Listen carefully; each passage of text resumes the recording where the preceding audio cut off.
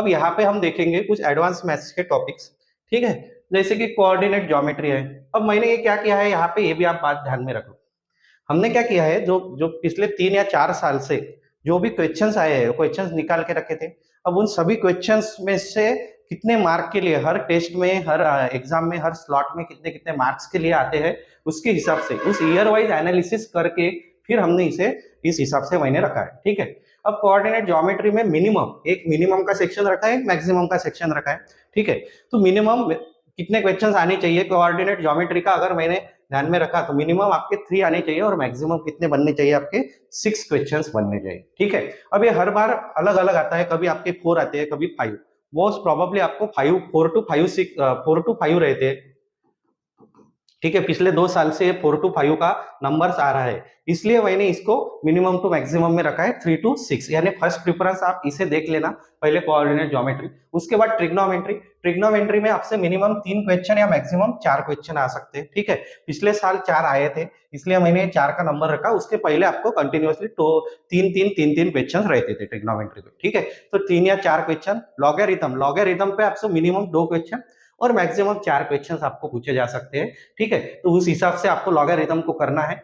Progression, arithmetic कहा क्या, geometric progression, जो भी, तो मैंने कहा है कभी अरिथमेटिक कभी ज्योमेट्रिक, अगर दोनों भी पूछे तो कितने मार्क्स के लिए, 2 मार्क्स के लिए। तो मिनिमम 1 to 2 मार्क्स में आपका प्रोग्रेशन रहेगा। उसके बाद सेट थ्योरी एंड फंक्शंस, इसको कॉम्बिनेशन में रखा है मैंने। सेट थ्योरी एंड फंक्शंस में आपको 1 से 3 मार्क के लिए, यानी मिनिमम 1 मार्क कंपल्सरीली और 3 मार्क के लिए भी पूछ सकते हैं इसको। उसके बाद स्टैटिस्टिक्स का जो है आपका, उसको 1 से 2 मार्क के लिए पूछ सकते हैं, ठीक है, 1 to 2 मार्क्स। डिफरेंशियल इक्वेशंस आपको 1 से 2 मार्क के लिए पूछ सकते हैं। और लास्टली क्वाड्रेटिक इक्वेशन, वो भी आपको 1 के 2। इसके पहले पिछले साल शायद से नहीं पूछा है, उससे पहले 2 साल 1 मार्क के लिए और 1 साल 2 मार्क के लिए 2 क्वेश्चंस आपके आए थे। तो उस हिसाब से आपको करके जाना है। ये सभी इंपॉर्टेंट टॉपिक्स को आपको देख लेना है और यहाँ पे इसको इस हिसाब से सॉल्व। अब आप मैक्सिमम का हिसाब लगाएंगे, 6 + 4 कितने हुए, 10, 14 + 2 16, 19, 22, 24, 25, 26 तक आपके चले जाएंगे, ठीक है। तो ये थोड़ा सा साइमल्टेनियसली होगा। मिनिमम भी आपने पकड़ा, 3 + 3 कितना, 6, 7, 8, 9, 10, 11, 12, 13, यानी 13। तो आप ऐसे समझ के चलो 14 to 20 तक आपके क्वेश्चंस एडवांस मैथ्स पे बन सकते हैं। तो यहाँ पे आपको ये ग्रैब करना है, ये अपॉर्चुनिटी। मैंने फिर से कहा है, एकदम टफ रहते हैं सर कि एडवांस मैथ्स में ऐसा प्रॉब्लम रहेगा, ऐसा कुछ भी नहीं, ठीक है। तो इसमें भी मैं लगे तो आपको बाय फॉरगेट करके देता हूँ। जैसे ज्योमेट्री में बहुत से बच्चों को डिफिकल्टी रहती है, या बहुत से बच्चे ये भी कहते हैं कि ज्योमेट्री में सर एग्जैक्ट क्या करना है हमें, उसमें से भी बहुत से पार्ट है, उसमें क्या करना है।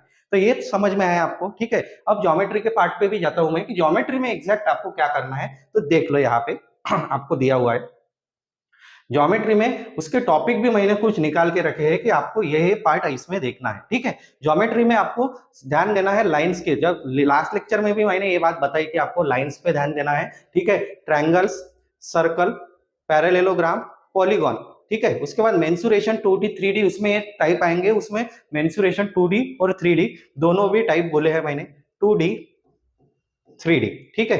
कोऑर्डिनेट ज्योमेट्री, यानी कोऑर्डिनेट ज्योमेट्री भी आप एक्स एक्सिस वाई एक्सिस जो भी प्रॉब्लम सॉल्व करेंगे, सबसे इंपॉर्टेंट मैंने जितने देखे उसमें आपको इस पे ध्यान देना है, लाइंस के प्रॉब्लम्स, उसके बाद सर्कल के प्रॉब्लम्स, ये दोनों चीजों पे तो सबसे ज्यादा ध्यान देना है, ठीक है। उसके बाद मेंसुरेशन, इन चीजों पे आपको ध्यान ही देना है, आखिरी बार पढ़ के जाना है। अगर किसी को कोई प्रॉब्लम भी होगा या डर भी होगा, वो डर निकलता है। कुछ कुछ बच्चों का ऐसा रहता है कि सर आखिरी दिन पढ़ने के बाद ही वो डर निकल जाएगा, तो आखिरी दिन ये चीजें आपको देख के जाना ही है, लाइन्स के प्रॉब्लम्स, सर्कल के problems, mensuration and coordinate geometry, ठीक है। इन पे आप ध्यान दीजिए, इसको आपको पढ़ के जाना है। समझ में है? इसको भी बाय फॉरगेट किया मैंने ज्योमेट्री को।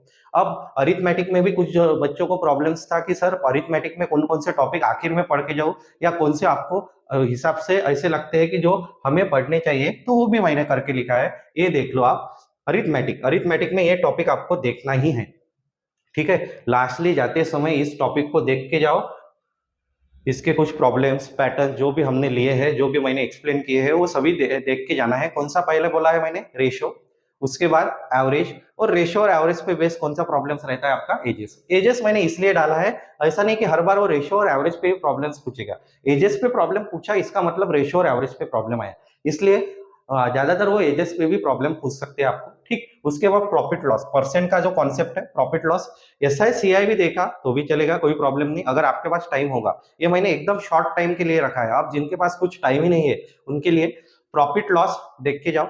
उसके बाद time and work and time and distance, ये तो इंपॉर्टेंट है। इसमें मैंने कल भी लास्ट लेक्चर में भी, ये लास्ट वीडियो में भी बताया था कि ट्रेन, बोट एंड स्ट्रीम को आपको देख के जाना है, उसमें प्रॉब्लम्स रहता है। टाइम एंड वर्क पे आपको प्रॉब्लम रहेगा, टाइम, स्पीड एंड डिस्टेंस पे भी प्रॉब्लम रहेगा, और परम्यूटेशन कॉम्बिनेशन, परम्यूटेशन पे आपको प्रॉब्लम रह सकता है। ठीक है, परम्यूटेशन पे जो मैंने अलग अलग से पैटर्न्स आपको बताए थे, उसमें परम्यूटेशन पे प्रॉब्लम रहेगा, और प्रोबेबिलिटी पे भी आपको कंफर्म प्रॉब्लम रहता ही है। तो इस हिसाब से मैंने अरिथमेटिक के जो इतना सिलेबस है उसमें से शॉर्ट करके मैंने आपको ये बताया कि लास्ट डे जाते हुए आपको ये सभी चीजें करके जाना है। ठीक है, और बिल्कुल टेंशन नहीं लेना है,